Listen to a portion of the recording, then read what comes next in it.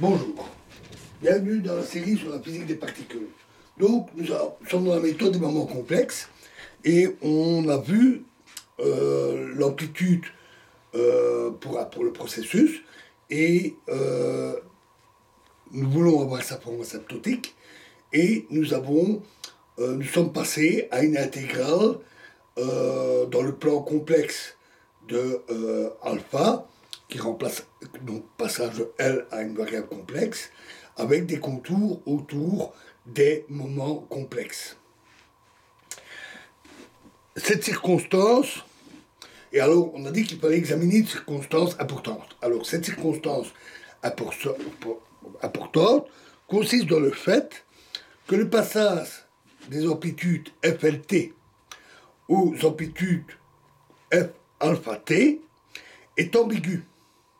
Par exemple, les valeurs de la fonction f alpha t ne changent pas si, pour des valeurs entières de alpha, on lui ajoute des fonctions du type de la forme f de t sinus oméga tau. Le prolongement univoque de fl de t dans le domaine des valeurs complexes, alpha, n'est possible que dans le cas des amplitudes f alpha t bornées et analytiques dans le demi-plan supérieur, partie réelle de alpha supérieur à t0, avec t0 une certaine valeur réelle du moment. En effet, si deux de ces fonctions f1 et f2 existent, leur différence,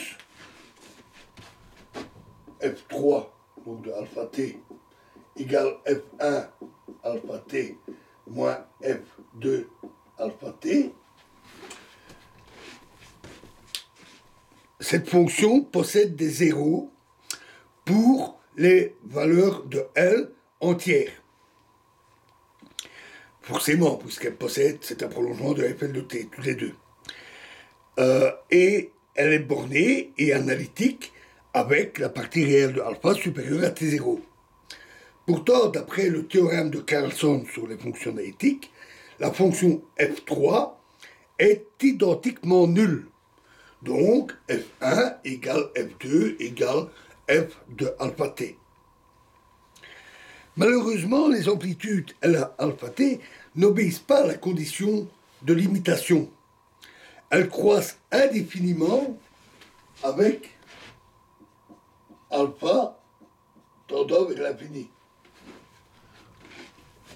C'est la conséquence de la divergence aussi de la somme sur les autres partielles. Alors, pour s'en convaincre et aussi pour dégager exactement le problème et trouver une solution, cherchons l'expression des amplitudes partielles f alpha t en supposant qu'on peut écrire pour elles les règles de dispersion à une dimension. Examinons d'abord le cas des L réelles, des valeurs entières. L'expression de fl de t, sous la forme de la série, entraîne que fl de t est égal à 1 demi intégrale de moins 1 à plus 1 de PL cosinus θ t fois f de t θ t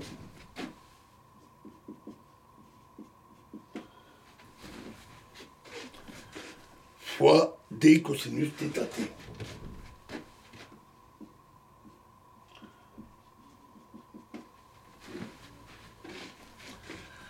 D'autre part, si on a introduit la notation x égale cosinus θ t pour simplifier, les relations de dispersion en cosinus θ t à t fixé pour f de alpha t s'écrivent comme suit. ftx est égal à l'intégrale 1 sur pi, 1 sur pi, intégrale de x0 à l'infini, de dx' a1 x't sur x' moins x, plus 1 sur pi de x0 à l'infini, dx' a2 x' t sur x' plus x, où A1 et A2 sont les parties absorptives de la fonction f de tx, dans les voies directes et croisées. La première intégrale se calcule suivant la coupure droite, x positif, et la deuxième suivant la coupure gauche, x négatif.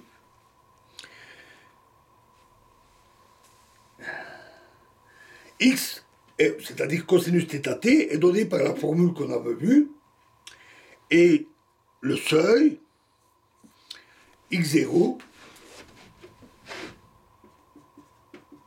égale 1 plus 8e carré sur t moins 4e carré, donc à t donné. Et c'est la valeur de seuil avec s égale 4e carré. Alors portons cette relation dans celle-ci, dans la précédente, et si on tient compte des relations qui associent les polynômes de Legendre Pl de x aux fonctions de Legendre de deuxième espèce, Ql de x, pour des L entiers, ces relations sont 1 demi intégrale de moins 1 à plus 1 de Pl de x dx sur x' moins x est égal à Ql de x', où Q est la fonction de Legendre de deuxième espèce. Et de même, 1 demi intégrale de moins 1 à plus 1, Pl de x sur x' plus x, dx, est égal à 1 demi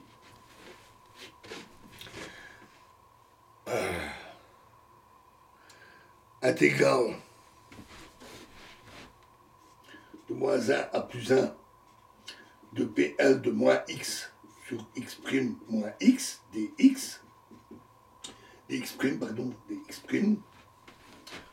non, dx, oui, dx, et donc est égal à moins 1 exposant L fois QL de x'.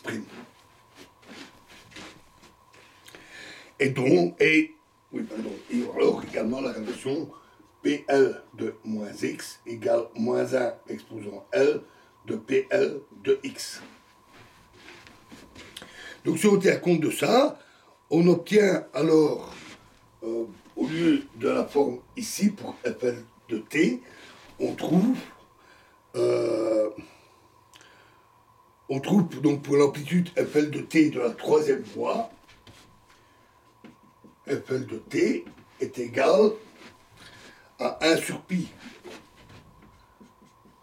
intégrale de x0 à l'infini de A1 x',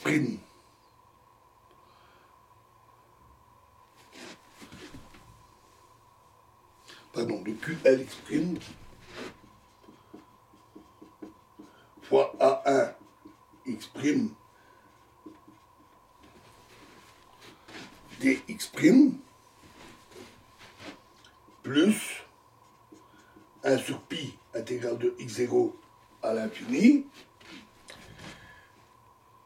j'oublie un facteur, plus moins 1 exposant L fois 1 sur pi l'intégrale de x0 à l'infini de QL x' à 2 x' dx'.